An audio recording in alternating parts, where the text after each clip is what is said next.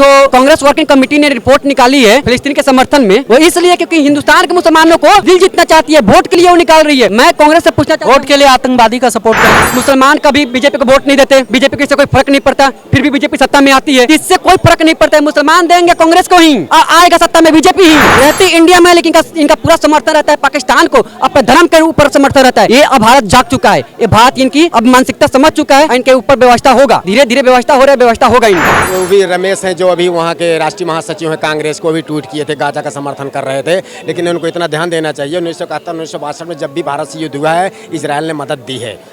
जवाहरलाल नेहरू जब 1962 में युद्ध था, जवाहरलाल ने उनसे बोला था कि हमें हथियार चाहिए। मोदी जी के आने के बाद योगी जी को आने दो, फिर देखना कि अब क्या होने वाला है। जो हाल यूरोपियन कंट्री में हुआ सेकंड वर्ल्ड वॉर के बाद, जब पूरे यहूदी खाली कर दिए थे यूरोपियन कंट्री, आने वाला वक्त भारत ऐसा ही है। विकास उनके लिए होगा जो एपीजे अब्दुल कलाम के मानसिकता वाले लोग हैं, जो एपीजे अब्दुल कलाम को मानते हैं, उनके लिए विकास होगा। वो पत्थरबाजों के लिए देश के अंदर विकास नहीं होगा। पत्थरबाजों के लिए और देश को टुकड़ा करने के लिए भारत तेरे टुकड़े होंगे नारा लगाने वाले, अब जल्द हम शर्मिंदा है, कातिल तेरे जिंदा है, ऐसे के लिए विकास नहीं, इनको 72 हुरों के पास भेजा जाएगा।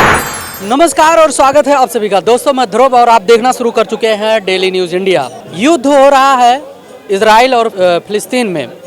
हमास एक आतंकी संगठन है जिन्होंने इजराइल पे अटैक किया है और विरोध प्रदर्शन इजराइल के खिलाफ जो है इंडिया में हो रहा है, तो इसी से संबंधित बात करने वाले। जी सर, स्वागत है। क्या नाम है?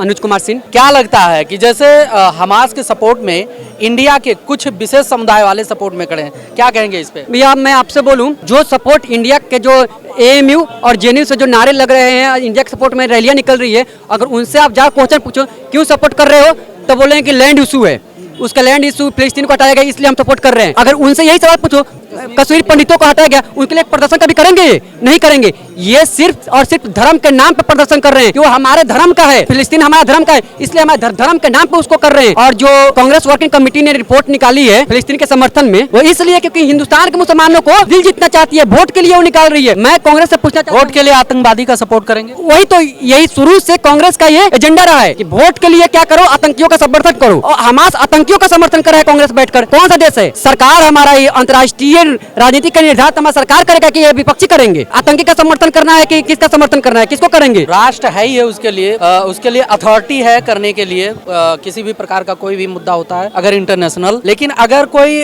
इंडिया में बैठता है, इंडिया का खाता है और एक आतंकी संगठन को सपोर्ट करता है, तो उसके साथ क्या करना चाहिए? भैया आपको लगता है इंडिया वास्तव में ये है ना कि रहते यहाँ के हैं, खाते यहाँ के हैं, पीते यहाँ के हैं, सांस लेते हैं इस भारत में, सब कुछ जन्म मरम यहाँ पे, लेकिन इनकी आत्मा जुड़ी रहती है अपने धर्म के नाम पे, नाम मिडिल ईस्ट से जुड़ी रहती है। ये भारत को कभी राष्ट्र नहीं मानते। कल आपने क्रिकेट देखे थे? क्रिकेट देखे थे? नहीं देखे थे? हैदराबाद का क्रिकेट चल रहा था, कितने पाकिस्तान के नारे लग रहे थे वहाँ पे, पाकिस्तान के सपोर्ट में कितने कहते। रहते इंडिया में लेकिन इनका पूरा समर्थन रहता है पाकिस्तान को, अपने धर्म के ऊपर समर्थन रहता है। ये अब भारत जाग चुका है, ये भारत इनकी अब मानसिकता समझ चुका है, इनके ऊपर व्यवस्था होगा, धीरे धीरे व्यवस्था हो रहा है, व्यवस्था होगा इनका। मोदी जी की सरकार है, केंद्र की जितनी अथॉरिटियां हैं सब कुछ मोदी जी के पास है और मोदी जी हमेशा जो है राष्ट्र हित में काम किए हैं, तो एक्शन ले सकते हैं, क्यों नहीं लिया जा? एक्शन तो लिया जा रहा है ना, एक्शन तो धीरे धीरे हो ही रहा है। ऐसा नहीं देख रहे आप कैसे बौखलाए हैं लोग, इनकी बौखलाहट से आपको पता चले कि एक्शन नहीं हो रहा है। बहुत बौखलाए हैं क्योंकि अपने आखिरी सांस ले रहे हैं भारत के अंदर। इनकी आखिरी मतलब जब दिया जलती है ना, तो जब बुझने वाली होती है तो आखिरी है, तो अपनी आखिरी अस्तित्व की लड़ाई लड़ रहे हैं लोग। अभी तो मोदी जी आ रहे हैं, मोदी जी के आने के बाद योगी जी को आने दो, फिर देखना कि अब क्या होने वाला है। जो हाल यूरोपियन कंट्री में हुआ सेकंड वर्ल्ड वॉर के बाद, जब पूरे यहूदी खाली कर दिए थे यूरोपियन कंट्री, आने वाला वक्त भारत ऐसा ही होगा, आप टेंशन मत। लेकिन यहीं पर बीजेपी का कहना है सबका साथ सबका विकास,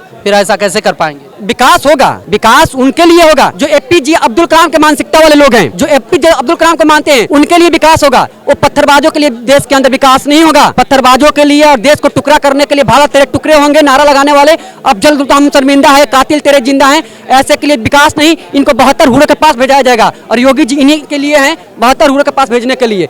विकास यहाँ पे होगा, राष्ट्रपति भी बनेंगे। बीजेपी राष्ट्रपति बनाए थे अब्दुल कलाम को, जो अब्दुल कलाम के मानसिकता वाला होंगे उनके लिए देश में विकास होगा। और जो कसाब के मानसिकता वाले होंगे और जो पत्थरबाज होंगे इस देश से बाहर जाएंगे, वो कहाँ जाएंगे? 32 हुरों के पास जाएंगे। तो इसका चुनावी फायदा लेने के लिए कांग्रेस वर्किंग कमेटी जो है सपोर्ट कर रही है हमास को या फिलिस्तीन को?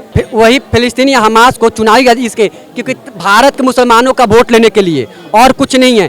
शुरू से ही जब से कांग्रेस की नीति देखोगे, और शुरू से ही क्या करना है, मुसलमानों के हित में बात करना, केवल वोट की राजनीति करना। देश हित से कोई मतलब नहीं है कि हमारा देश हित में क्या है, सिर्फ वोट वोट वोट।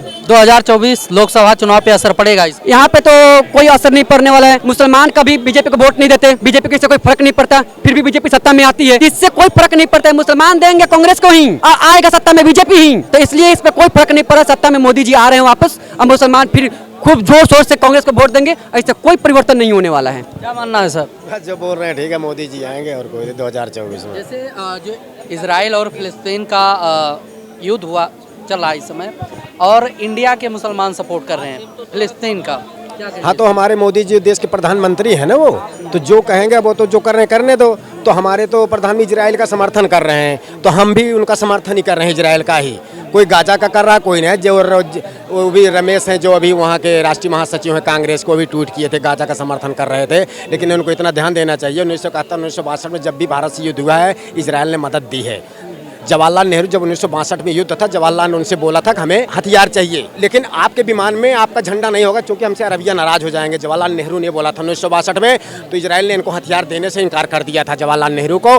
फिर जवाहरलाल नेहरू ने ये बोला था कि अच्छा आप अपना फ्लैग लगा सकते हैं अपने देश का, आने दो, तब इजराइल ने हथियार यहाँ भेजे थे। तो हरदम इजराइल ने हमारे साथ मदद की है। आज मोदी जी भी गए थे, इजराइल भी आए, तो बहुत अच्छा। नेतान्याहू जी अच्छे ही हैं, कोई दिक्कत नहीं है। कांग्रेस के वर्किंग सपोर्ट जो कमेटी है, आने इसलिए कर रहे हैं, वो इलेक्शन भी होने, असर पड़ेगा 2024 के लोकसभा पे? कुछ नहीं असर पड़ेगा।